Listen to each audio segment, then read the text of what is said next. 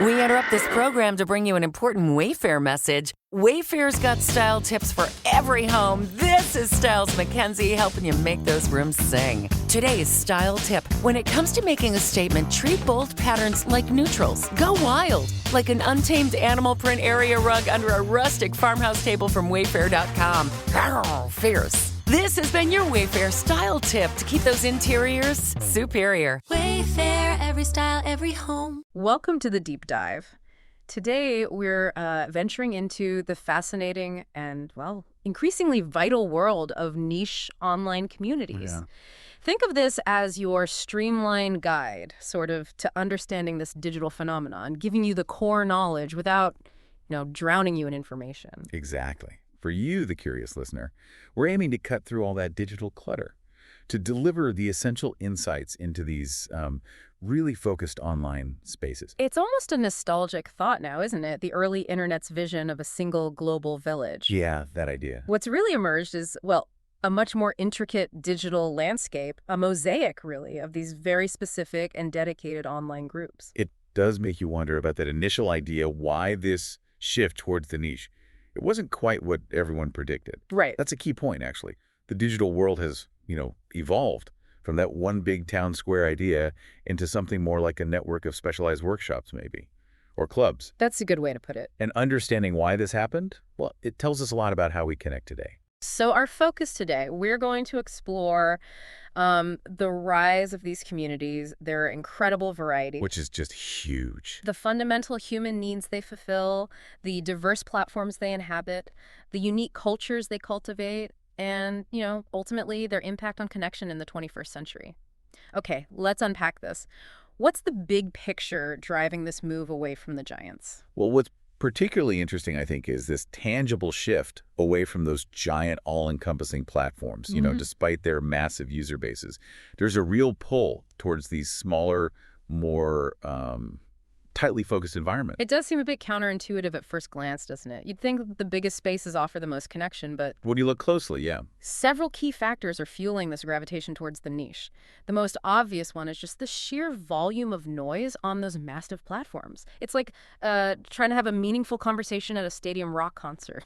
Just overwhelming. That information overload, yeah, it creates a significant desire for spaces where you don't have to wade through endless irrelevant stuff. And the key filter in these niche communities isn't some, black box algorithm. Right. But the very fact that everyone there shares a core interest, that's the starting point. Which then leads us straight to the role of those algorithms, doesn't it? Gotcha. While they aim to personalize our experience, the sources suggest they can, inadvertently lead to what we often hear about echo chambers. You can end up primarily seeing content that just reinforces your existing views. Exactly. And niche communities, on the other hand, offer a space where that shared interest is the primary common ground, which could potentially expose you to a wider range of perspectives within that specific interest, ironically. Precisely. It's more about intentional community building, isn't it? Yeah. The very act of someone choosing to join a specific group signals a foundational level of shared understanding Right. and passion. Right. And this ties right into another crucial driver, Yeah. the search for genuine connection and, belonging. Absolutely. The often kind of performative nature of mainstream social media can be draining. We all feel that sometimes, I think. Yeah, fine. In these more focused communities, there's a stronger sense of being able to be your authentic self, quirks and all, and connecting with others who genuinely appreciate that specific interest. It's really about finding your people, no matter how specialized your passion might be. And for many individuals, these specific interests are deeply intertwined with their sense of identity, That makes sense. So niche communities provide that essential space to explore and celebrate those identities with others who understand and value them. Yeah. Think about like a thriving online forum dedicated to collecting a very specific type of vintage toy. Okay. That community becomes a real anchor for its members' identity as collectors. It's not just a hobby, it's part of who they are. That makes perfect sense. And beyond just connections, sometimes the broad tools offered by those big platforms just aren't, sufficient. Right. They're too general. The sources highlight how niche communities often emerge precisely because of a need for more specialized features. You might see dedicated forums built for really in-depth technical discussions that just wouldn't work well in a general social media feed. No way. Or collaborative wikis designed for intricate fandom lore that, a standard document editor can't handle. Or even specialized marketplaces tailored to very specific hobbies, like a platform just for trading handmade pottery, perhaps. Yeah, exactly. The large platforms try to be a jack of all trades, but sometimes that means they master none for these specific needs. That's a great way to put it. It's about functionality being driven by fellowship, maybe. I like that. Yeah. Now, when we say niche, it's easy to picture something incredibly obscure, right? Like super tiny. Yeah, really specific. But the sources really underscore just how remarkably broad this spectrum is. We're talking about interests that span from the seemingly microscopic to surprisingly large and incredibly active groups. It truly is mind-boggling. The sheer variety is a testament to the internet's power to connect people across, well, any imaginable boundary. Let's look at some concrete examples to really illustrate this. Fandoms are a classic example. Oh, yeah. These online communities centered around specific books, movies, TV shows, or video games. And they go far beyond just passively enjoying the content. Absolutely. They become hubs for active engagement. You see, like these incredibly in-depth analyses that dissect every single detail. Down to the frame sometimes. Right. Elaborate and often surprisingly insightful fan theories being debated constantly. And a massive outpouring of creative work like fan fiction and fan art. And these efforts are often collaborative. Think about those sprawling wikis that are built and maintained by fans dedicated to a particular fictional universe. It's amazing. Then you have the hobby communities. This is where you see an incredible amount of knowledge exchange happening. Totally. Whether it's something like knitting, model building, collecting vintage comic books, getting into urban beekeeping, or even competitive puzzle solving, speed cubing. Yeah. Right. These online spaces serve as global workshops where techniques are shared, projects are showcased, and mutual encouragement flourishes. It's like having a worldwide community of fellow enthusiasts right at your fingertips. And the depth of expertise within some of these hobby communities is truly astounding. You can find incredibly detailed step-by-step guides, expert troubleshooting advice, and passionate debates about the most nuanced aspects of a particular craft or collection. People get really into it. Shifting gears a bit, to the technical realm, these specialized tech communities are absolutely vital for problem solving and the advancement of knowledge. Oh, indispensable. Think about software developers sharing snippets of code and debugging tips, network administrators troubleshooting complex system failures, or hardware modders pushing the absolute limits of what's possible. These are intensely focused spaces for deep dives into very specific technical domains. Real work gets done there. Exactly. And often these communities are where innovation happens, right? With individuals collaborating on open source projects or sharing cutting edge research and discoveries within their specific technical niche. Definitely. Now, subcultures represent another fascinating area. These online communities coalesce around specific music genres, fashion styles, alternative lifestyles, even philosophical viewpoints. They become crucial spaces for individuals to explore their identity, connect with shared aesthetics and values, and even develop their own unique cultural norms and expressions. It's about finding others who resonate with your particular way of seeing and being in the world. And these subcultural communities can be incredibly important, I imagine, for individuals who might feel like outsiders or misunderstood in more mainstream social settings. Oh, massively. They provide a vital sense of belonging and validation for alternative ways of life. A safe harbor sometimes. We also shouldn't overlook the local and hyperlocal groups. These are all about building community in a physical sense, really. Yeah, using the online space as a tool. Exactly. To connect neighbors, share local news and information, and organize community events. It's essentially a digital extension of your immediate geographic surroundings. Your neighborhood Facebook group, maybe. Which really highlights that not all niche communities are about escaping the physical world. Many are focused on strengthening connections within it, just using online tools to facilitate that. A good point. And then we have the incredibly important support and advocacy groups. Yeah, these are so crucial. Whether it's for specific health conditions, shared life experiences, like maybe parenting challenges, or advocating for social or political causes, these communities offer vital emotional support, a space to exchange practical information and resources, and a platform for collective action. The feeling of shared experience and mutual understanding in these groups can be incredibly powerful. It's where people facing similar challenges can find empathy, understanding, and a practical advice that they might not be able to find anywhere else. It really reduces isolation. And let's not forget about the communities built around creative pursuits. Right. Artists, writers, musicians. Absolutely. Whether it's writing in a specific genre, painting in a particular style, playing an obscure musical instrument, or mastering a niche photography technique. These online communities provide platforms for getting constructive feedback, finding collaborators, and developing skills within a very focused area. It's like having a global critique group and masterclass rolled into one, almost. And finally, the gaming communities, these go way beyond simply playing games together, don't they? Oh, absolutely. You see intricate team-building exercises, deep strategic discussions about gameplay mechanics, and the organization of both online tournaments and offline meetups centered around specific games or gaming genres. It's a truly deep level of engagement and community building. It really underscores just how incredibly diverse this landscape is. It really does. And what's truly fascinating is why these incredibly varied communities thrive. The sources point to some really fundamental human needs that they address so effectively. Yeah, that's the core of it, I think. First and foremost is that profound sense of genuine connection and belonging. Exactly. It's about forging authentic relationships that are deeply rooted in shared passions, which can be a stark contrast, let's be honest, to the often more superficial connections we encounter on broader social media platforms. And there's that incredibly powerful element of validation and acceptance. If you have a really specific or unconventional interest, finding a community where that interest is not only understood but actively celebrated, well, that can be incredibly validating. Totally.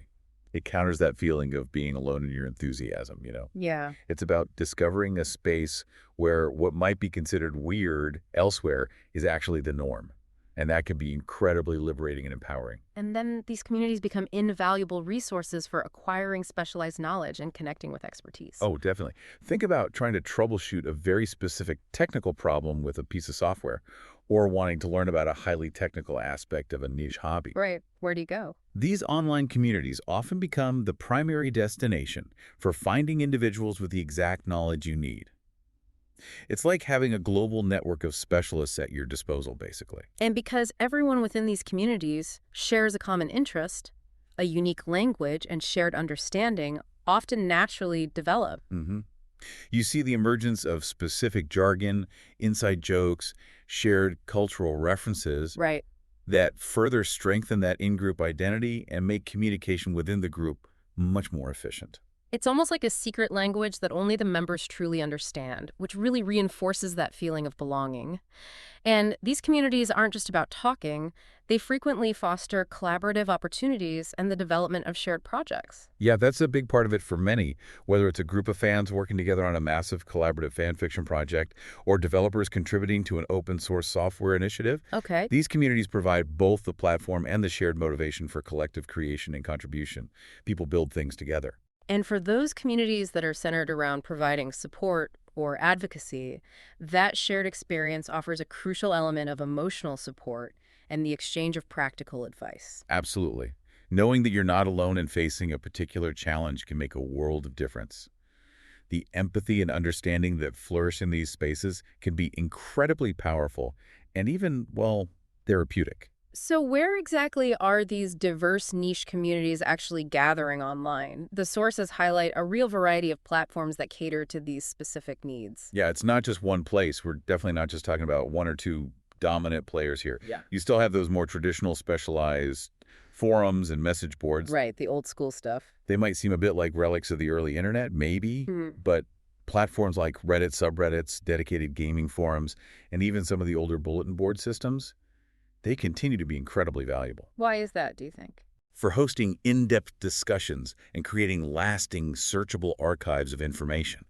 It's all about that focused, threaded conversation, which sometimes gets lost in faster feeds. That makes sense. The history is preserved. And the enduring popularity of these platforms really speaks to their effectiveness for certain types of communities, particularly those that prioritize detailed, asynchronous discussion and easily searchable historical archives.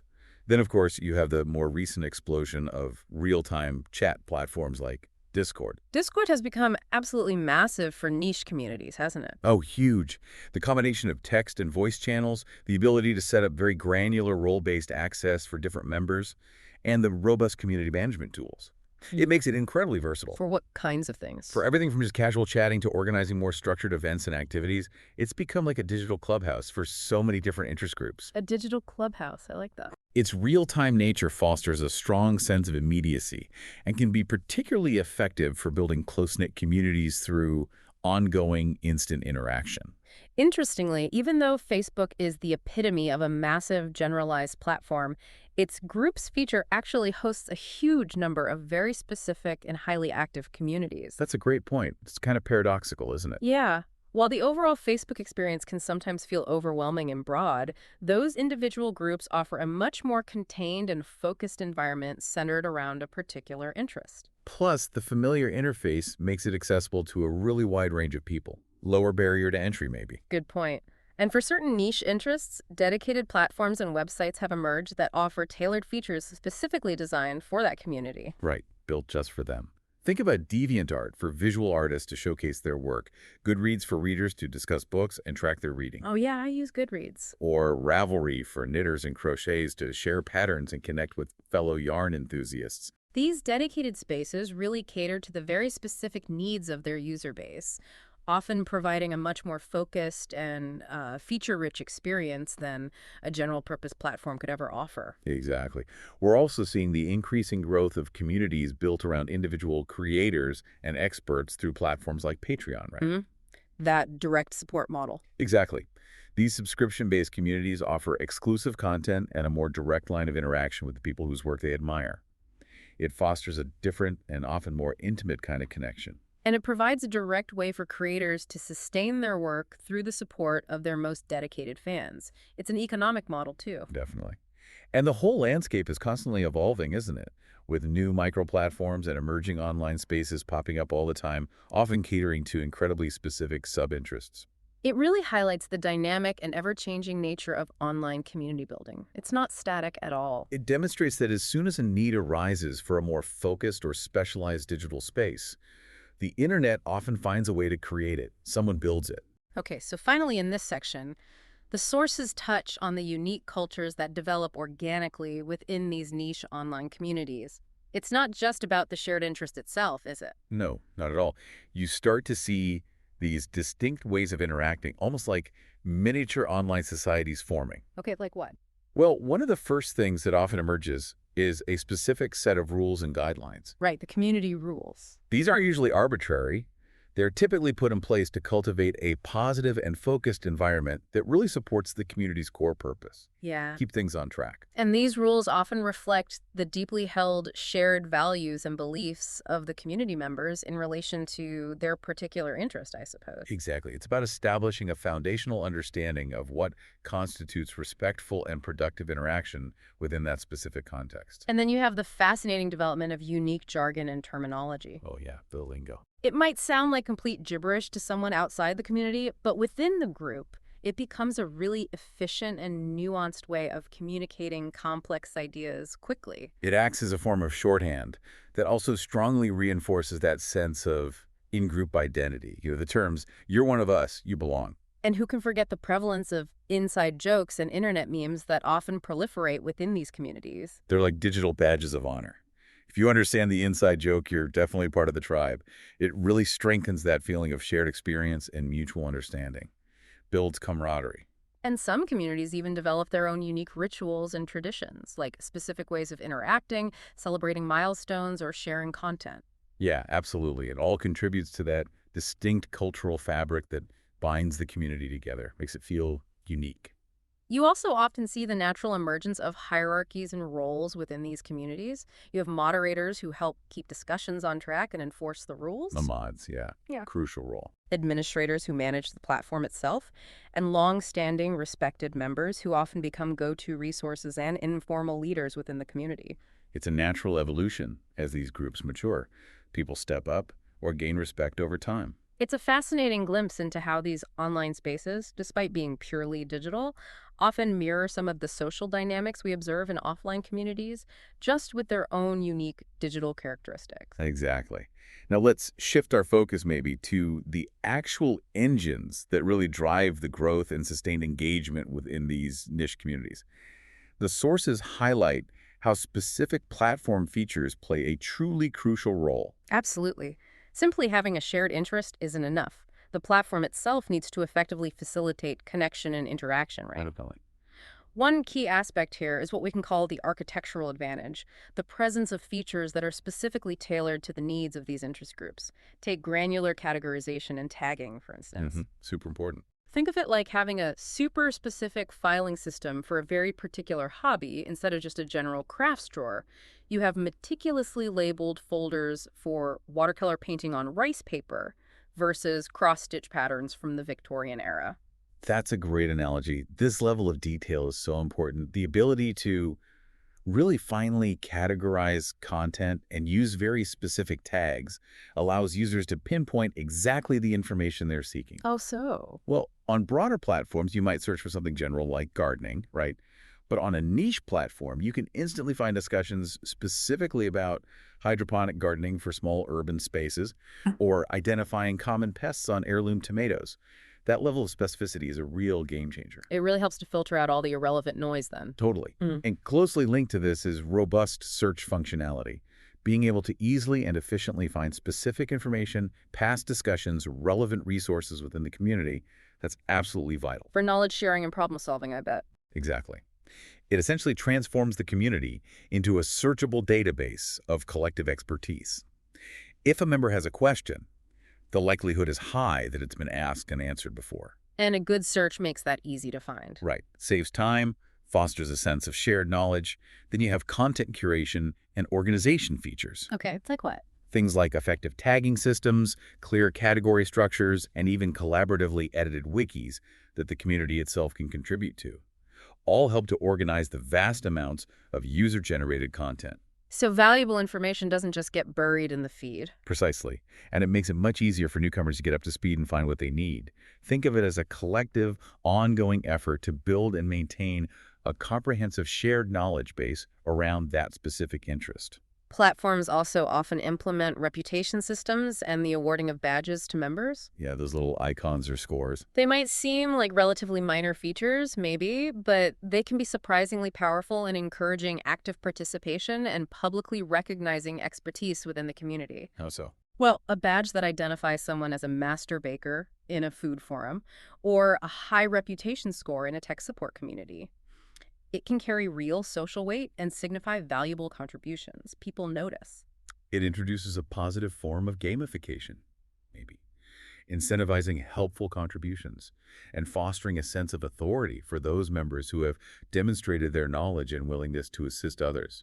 Collaborative tools are also incredibly important for many niche communities, aren't they? Hugely. Features like shared document editing, integrated project management tools, even the ability to collaboratively build resources like FAQs and glossaries, allow community members to actually work together on shared projects and initiatives.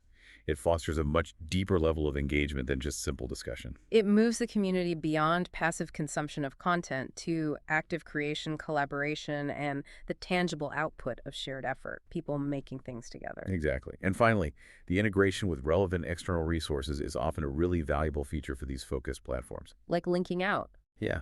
Providing easy links to relevant external websites, specialized databases, other useful tools outside of the platform itself.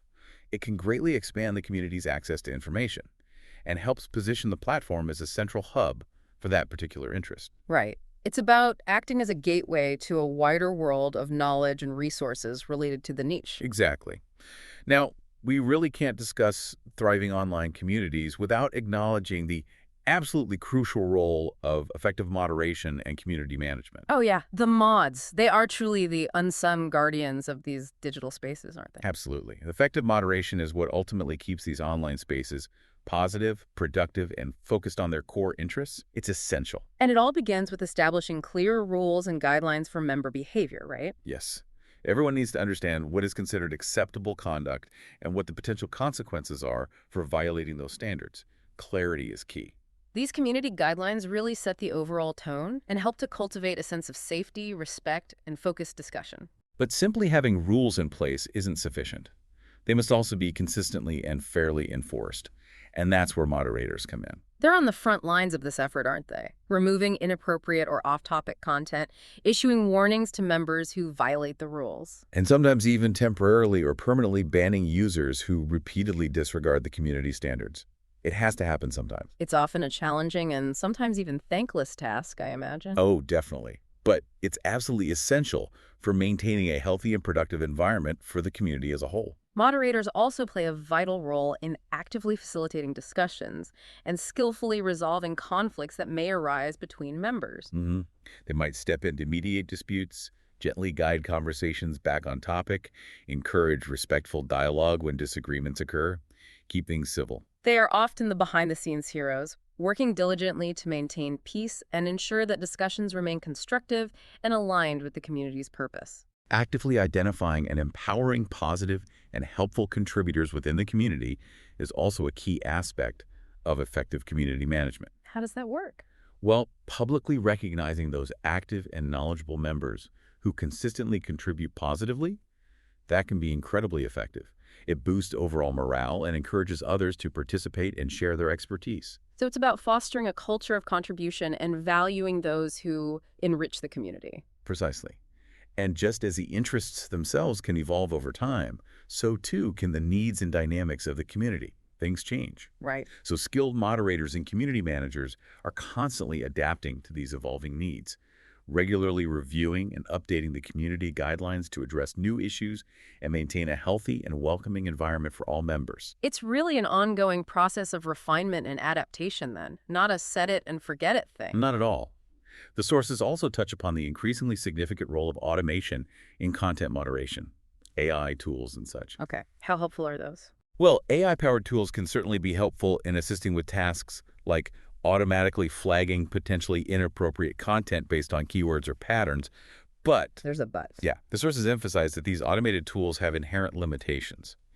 Human oversight and nuanced judgment remain absolutely essential for making complex moderation decisions. You really need that human element, don't you? To understand context, intent, the subtleties of community norms, something that algorithms simply can't fully replicate yet. Exactly. Now, another truly fascinating aspect of these niche communities is the central role of knowledge sharing and the natural emergence of authority figures within them, the experts. Right, the people who really know their stuff. These communities often evolve into incredible repositories of highly specialized knowledge, and the individuals who possess deep expertise within the community play a crucial role in guiding discussions, answering questions, and generously sharing their understanding. And platforms often incorporate features to help recognize these knowledgeable members, right? Yeah, things like the reputation badges we discussed earlier, visible reputation scores based on contributions, or even verified expert accounts can all serve to highlight individuals who have a proven track record of providing valuable and accurate insights within the community. Makes them stand out. And beyond these individual contributions, many niche communities develop very structured ways of sharing knowledge with their members. Think about collaboratively maintained wikis that serve as comprehensive knowledge bases, frequently asked questions, sections, FAQs that address common issues, and detailed step-by-step tutorials created by experienced members for newcomers. It's about democratizing access to information and making it available to everyone within the community, not just the experts. And often, more experienced members naturally take on a mentorship role, don't they? Informally guiding newcomers, helping them learn the fundamental principles, navigating the more intricate aspects of the shared interest. That kind of personalized guidance and support from experienced peers can be absolutely invaluable, especially for those who are just beginning to explore a new or complex interest. It makes it less intimidating. And within these communities, you also frequently see robust debates and critical analyses of complex topics related to the shared interests. Oh yeah, it's definitely not just about agreeing with each other all the time. Far from it sometimes. Right. In-depth discussions, even when they involve respectful disagreements and the presentation of different viewpoints, can actually contribute to a much deeper collective understanding of the shared interest. It sharpens everyone's knowledge and encourages critical thinking. Healthy debate is good. But a key balancing act for these communities, I guess, is ensuring that expert knowledge is presented in a way that remains accessible and welcoming to all members, regardless of their current level of experience. Absolutely. The most successful communities manage to bridge that gap between deep expertise and beginner-friendly explanations. You don't want to scare people off. No, exactly. No one wants to feel intimidated or excluded by overly technical jargon or a sense of gatekeeping. Right. Now, let's delve into something that might seem a little less obvious in these passion-driven communities. The underlying economy of passion. Okay. The money side. Yeah, or the various ways that monetization and long-term sustainability can play a role. Right, because running these things isn't always free. Exactly.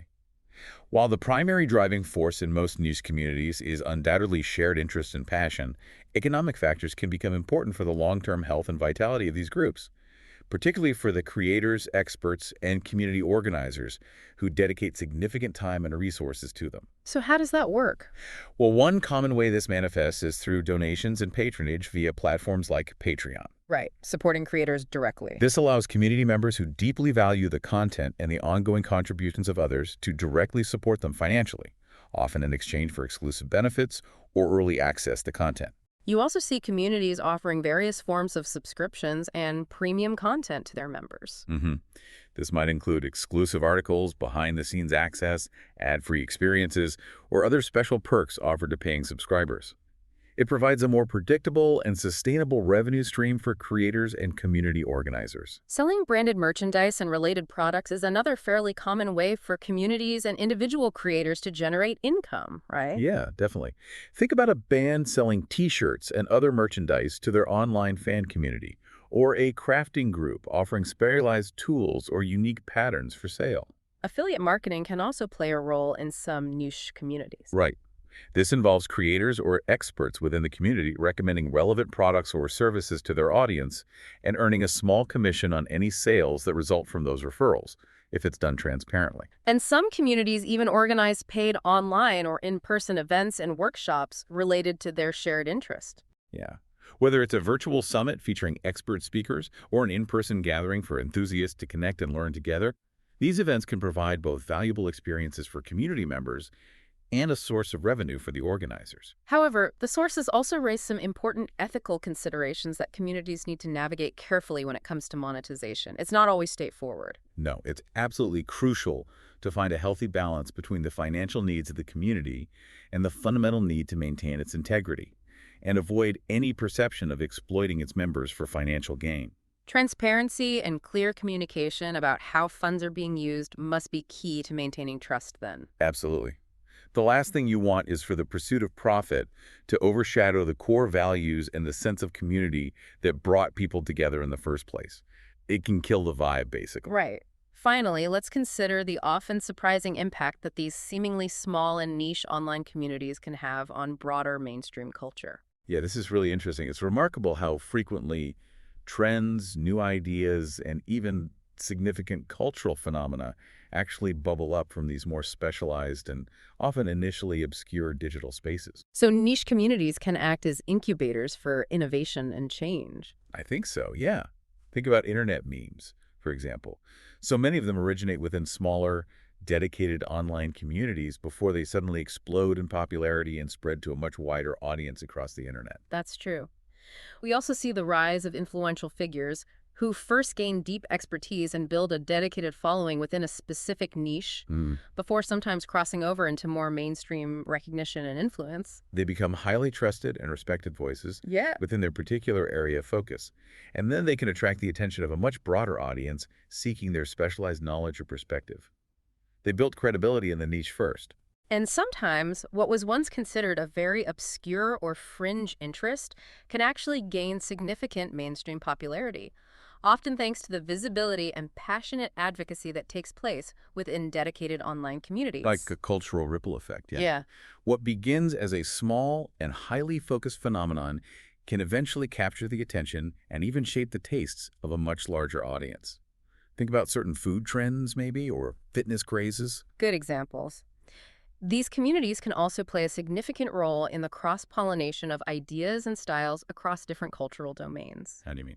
Well, you might observe trends in art, music, fashion, or even language that originated within a very specific online subculture and then gradually get adopted and adapted by more mainstream cultural expressions. Right, it bleeds outwards. It's a constant process of innovation and cultural exchange, often starting small. And perhaps most importantly, niche communities can wield surprisingly significant power when it comes to collective action and advocacy around shared causes. When members are deeply passionate about a particular issue, whether it's related to their hobby, their identity, or a broader social concern, they can often mobilize very effectively. To do what? To raise awareness, organize support, advocate for specific changes both online and offline.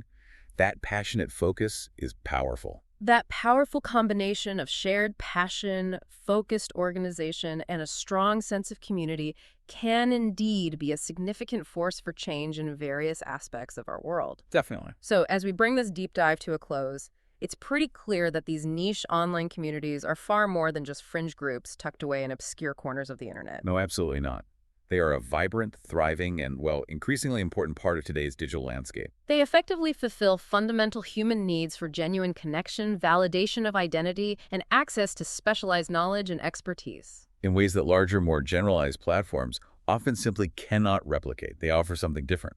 And they powerfully demonstrate the enduring human need for connection around shared passions, fostering unique online cultures, and even exerting a surprising influence on the broader world around us. Which leads us to a final thought for you, our listener. Consider a niche interest that you yourself have, maybe something you're really passionate about.